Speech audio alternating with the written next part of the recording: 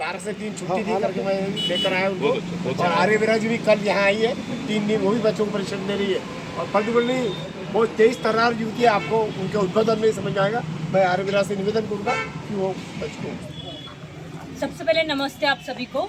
हम लोग लगभग 5 से 7 सालों से लव जिहाद हो गए, बलात्कार हो गए, इनसे पीड़ित बच्चियों की सहायता करते हैं। उसके साथ ही आप VHP से हैं, मैं दुर्गा वाहिनी, VHP, RSS, आर्य समाज सभी संगठनों के साथ मिलकर, और मेरा खुद का संगठन है शक्ति सभा फाउंडेशन, इनके साथ मिलकर हम बच्चियों के ऊपर काम कर रहे हैं।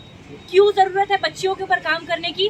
क्योंकि आज आप एक चीज़ देख रहे हैं, शादी पार्टी होती है, बेटियों को रास्ते पे नचवाओ, स्कूल में कार्यक्रम होता है, बेटियों को नचवाओ। एक समय वो था जब बेटियों ने नाचा नहीं बल्कि जौहर किया, बेटियों ने नाचा नहीं, छत्रपति तारा रानी बनकर तलवारें निकाली और मुगलों को काटा है। लेकिन आज वो समय आ गया हमारे देश में कि हमारी बेटियां सोशल मीडिया खोलते ही नाचते हुए दिखती है, कपड़े उतारते हुए दिखती है।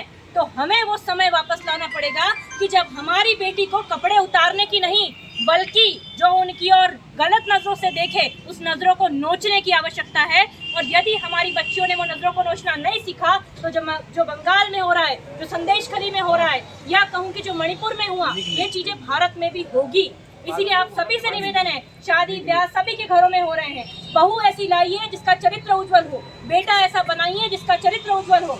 यदि हमने बेटे और बहू को चरित्रवान नहीं बनाया तो आगे आने वाली संतति वो भी जेनजी बनेगी, वो भी फोन उठाएगी, वो भी कूलनेस दिखाएगी और फोन उठा के केवल छपरीपना करेगी। तो अपनी बहन बेटियों को, अपने भाइयों को, आप सभी मेरे भाई हो, मैं भी 5 सालों से, मैं कराटे हो गए, लाठी हो गए, त्रिशूल हो गया, भाला हो गया, हमने सब सीखा। अभी भोपाल में एक कैंप है हमारा दुर्गा वाहिनी का, ये यहाँ पे जैसा आर्य वीरांगना का कैंप है, ऐसे अपने कैंप लगते रहते हैं। ज़्यादा से ज़्यादा प्रयास कीजिए कि बच्चियों के कैंप लगे। अभी छिंदवाड़ा में एक कैंप लगने वाला है, मैं उस कैंप का मुझे नाम नहीं पता, वहाँ 1200 बच्चियों का रजिस्ट्रेशन हुआ है, वो हिंदू बच्चियाँ हैं, वहाँ की स्पीकर कोई खान है जो कि हिजाब पहनती है, तो वो लड़की वहाँ स्पीकर बनके हमारे बच्चों को कन्वर्ट कर रही है। मध्य प्रदेश से बिलोंग करती हूँ, गांव में जा जाके कन्वर्जन हो रहा है, बच्चियों को जॉब देने के नाम पर उन्हें कन्वर्ट कर दिया जा रहा है, उन्हें हिंदू धर्म से तोड़ा जा रहा है। ये हमारा कर्तव्य है कि हम अपनी बच्चियों के लिए जॉब की व्यवस्था करें, शिक्षा की व्यवस्था करें और सबसे पहले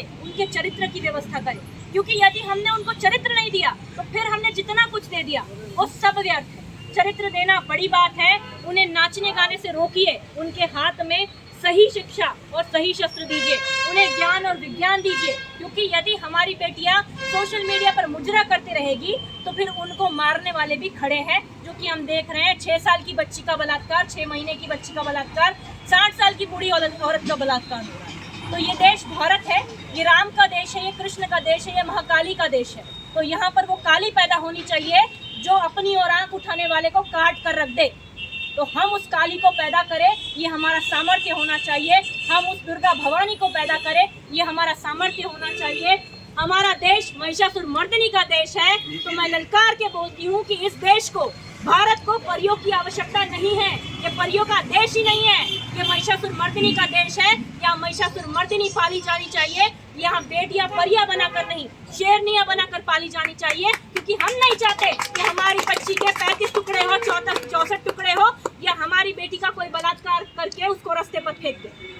इसीलिए हमें समझना पड़ेगा, माताएं बहनें खड़ी है, माताएं बहनों को समझना पड़ेगा कि बच्चियों को छोटी उम्र में सजावट का साधन मत बनाइए, उनको क्रीम, मेकअप का, पाउडर का सामान मत लेकर दीजिए, आवश्यकता ही नहीं है उनको। 21 साल की होगी, विवाह होगा तब दीजिए जो देना है।